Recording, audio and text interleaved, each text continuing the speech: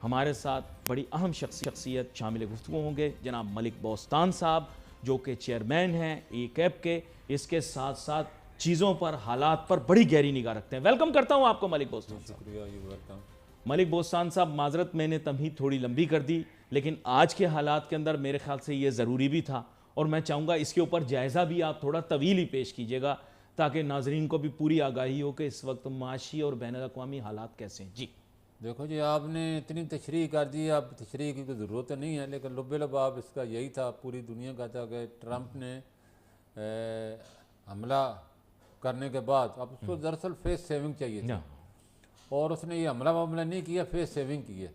वो बस दुनिया को दिखाने के लिए 2-5-6 तैयारे भेज दिए लंबा लॉन्ग रूट करके, और अपने भी शर्मिंदगी, क्योंकि इसराइल ने, यहूदियों ने उसको बड़ा पैसा लगाया था उसके ऊपर, और उसने कहा था कि मैं इसराइल के साथ हूँ, और इसराइल को भी फेस सेविंग चाहिए थी।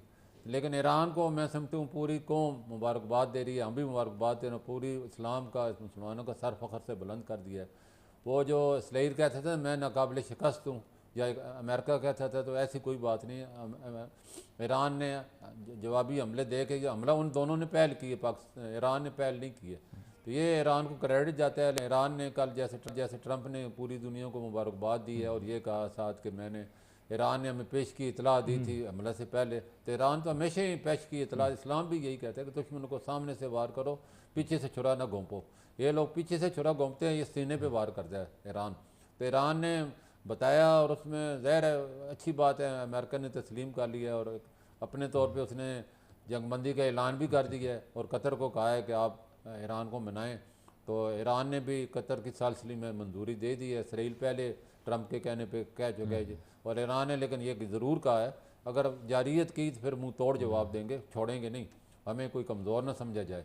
तो मैं समझा ईरान ने अपने सारे हथियार अभी शो नहीं किए थे, चंद पत्ते किए थे, और उन पत्तों में भी ट्रंप क्या पूरे दुनिया उनकी जो ताकत को देख के आप तस्लीम कर लिए, दूसरे लफ्ज़ों में यही कह सकते हैं। ईरान की ताकत को दुनिया ने तस्लीम किया, और ये पाकिस्तान के लिए बहुत ही अच्छा हुआ, क्योंकि पाकिस्तान उसका हमसाया है, और सबसे ज़्यादा जो नज़ला गिरना था वो पाकिस्तान पे ही गिरना था। हमारे चीफ फील्ड मार्शल साहब जब गए हैं, उनको बड़ी पिज़ाई मिली है, और उसने ट्रंप ने कहा है कि मेरी आनर की बात है कि मैं आपसे मिला हूँ। तो ये भी बहुत बड़े पाकिस्तान के लिए एजाज़ की बात थी। मैं फील्ड मार्शल मुबारकबाद के मुस्तहिक हैं, लेकिन उसके साथ ही जो हमला अगर न करते तो बहुत ज़्यादा क्रेडिट अमेरिका को जाता, क्योंकि अमेरिका हमेशा दिखाती दाएँ और मारती बाएँ। तो उसने हमेशा ही 2 दफ़े ऐसे किया है। पहले कहा कि 2 दिन में उनके मीडिया ने कहा कि हमला होने वाला है, और वो उसी दिन 2 दिन बाद वाकई हमला हो गया, लेकिन वो कह रहे जी मैंने 2 हफ्ते के लिए टाल दिया। तो ये हमेशा अंधेरे में रख के फायर करता है।